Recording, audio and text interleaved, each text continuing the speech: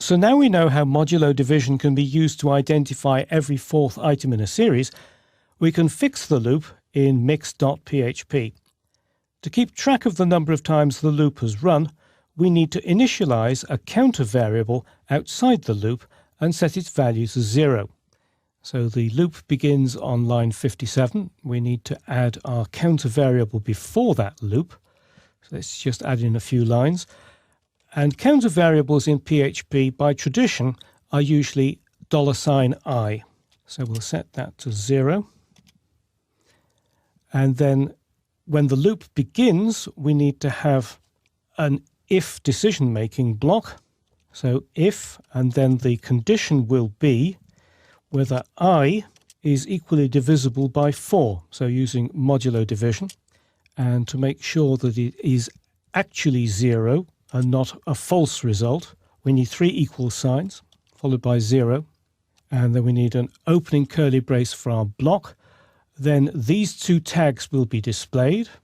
And we need the closing curly brace for that conditional block.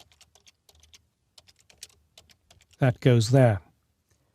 So the first time that the loop runs, I will be 0. Using modulo division, the remainder will be 0, so this will be true, and these 2 tags will be displayed. They'll be inserted. So we need to go down to the bottom, and it's these 2 closing tags that we need to deal with next. So down at the bottom, a very similar structure, PHP block,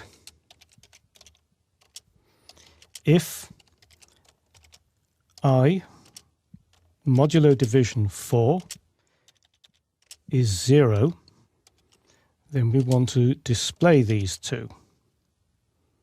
And we need to have an extra closing curly brace there, so we will have a closing curly brace in that same PHP block.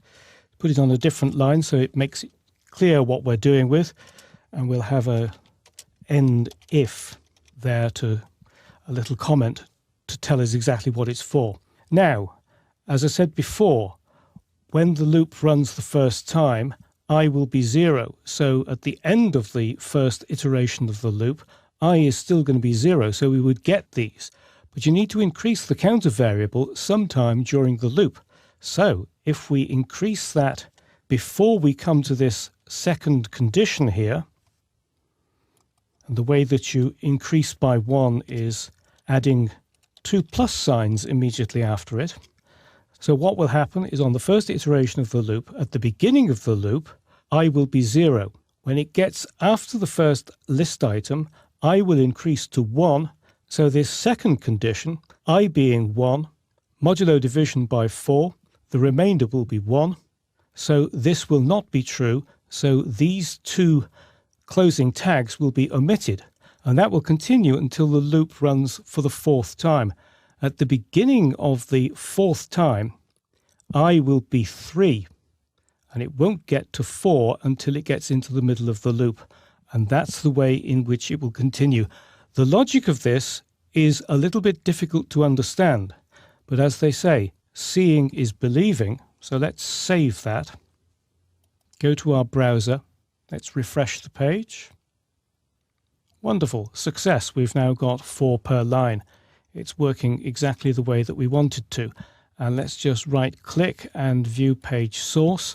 And if I can scroll down and find one of the sections, there we go, class page open, class section. There we've got the unordered list, the list item 2, list item 3, list item 4.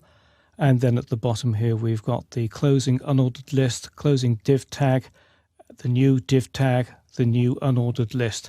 So it's working exactly the way that we wanted to. If you found this difficult to follow the first time round, I do recommend that you take some time to review this video. Using a counter variable and modulo division to control what happens inside a loop is a simple yet very powerful technique. Modulo division allows you to test whether the counter is exactly divisible by a specific number.